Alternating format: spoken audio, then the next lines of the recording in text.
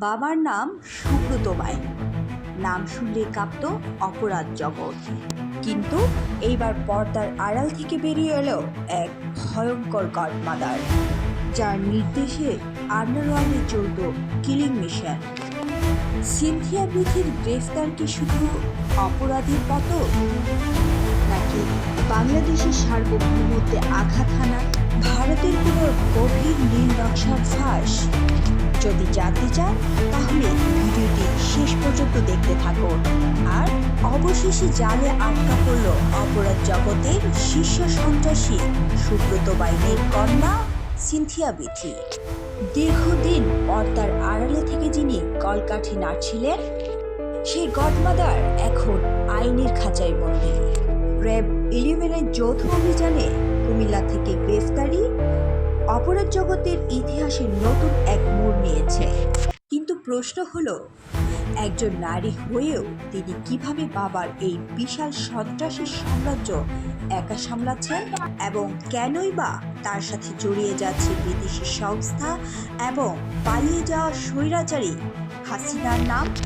Cynthia Bithi শুধু সুব্রত বাইনের কন্যা নন, কেবল বাবার অনুপস্থিতিতে তিনি হয়েছিলেন বাবার অপরাধ জগতের একমাত্র গডমাদার। সিনথিয়া বিথির জীবনটা সিনেমার থেকেও কম নয়। তিনি সুব্রত বাইনের বড় সন্তান। এক সময় তারই বাবার ড্রাইভারের সঙ্গে ভালোবেসে পালিয়ে বিয়ে করেছিলেন সিনথিয়া বিথি। প্রথমে বাবা সুব্রত বাইন এই সম্পর্কটি মেনে না নিলেও পরে ওসমানের ক্ষমতা আর মেয়ের জেদের কাছে বাবা সুব্রত বাইন হার মেনে যায়।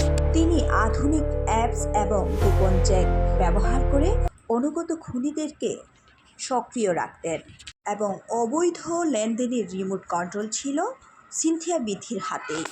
এই গল্পটার শিকড় অনেক গভীরে। 90 দশকের ভয়ঙ্কর আতঙ্ক সুব্রত বাইন, যার নামে 7 মার্ডার সহ আরও ভয়ঙ্কর মামলা রয়েছে। লিজার এড়াতে তিনি দীর্ঘদিন ভারতে আত্মগোপনে ছিলেন। অভিযোগ রয়েছে ভারতের গোয়েন্দা সংস্থাগুলোর একটি অংশ সুব্রতকে বাংলাদেশের বিরুদ্ধে একটি তুরুপের তাস হিসেবে ব্যবহার করে আসছিল। সুব্রত বাইন কারাগারে থাকা অবস্থায়ও তার মেয়ের মোবাইলে কনফারেন্স কলের মাধ্যমে নেপাল ও বাংলাদেশে থাকা শীর্ষ সন্ত্রাসীদের সাথে বৈঠক করত। তারা ঠিক করতেন কাকে কখন পৃথিবী থেকে সরিয়ে দিতে হবে। সবচেয়ে ভয়ঙ্কর তথ্য হলো যে সাংবাদিক জুলকারনাইন সায়েরের অনুসন্ধানী প্রতিবেদন অনুযায়ী পার্শ্ববর্তী দেশ থেকে 80 জন পেশাদার কিলার বাংলাদেশে অনুপ্রবেশ করেছে। এই কিলারদের মূল উদ্দেশ্য হলো জুলাই বিপ্লবের সাহসী যোদ্ধাদের হত্যা করা। সংশ্লিষ্টরা আরও বলছেন, কথিত স্বৈরাচারী শেখ হাসিনা ভারত থেকে এই কিলিং মিশন পরিচালনা করছেন। তার টার্গেট হলো নির্বাচনের আগে গণ অভ্যুত্থানের আইকনদের পৃথিবী থেকে সরিয়ে দেওয়া। ঢাকা 8 আসনের সম্ভাব্য প্রার্থী শরীফ ওসমানের ওপর হামলার ঘটনাটি এরই একটি অংশ বলে বিশেষজ্ঞরা ধারণা করছেন। এই অনুপ্রবেশকারী খুনিদের নির্দেশনা আর লজিস্টিক সাপোর্ট দেওয়ার মূল দায়িত্বটাই ছিল সিনথিয়া বিথির ওপর। সিনথিয়া বিথির রিমান্ড শেষে তার কাছ থেকে আরও চাঞ্চল্যকর বেশ কিছু তথ্য জানা যাবে বলে ধারণা করছেন সংশ্লিষ্টরা।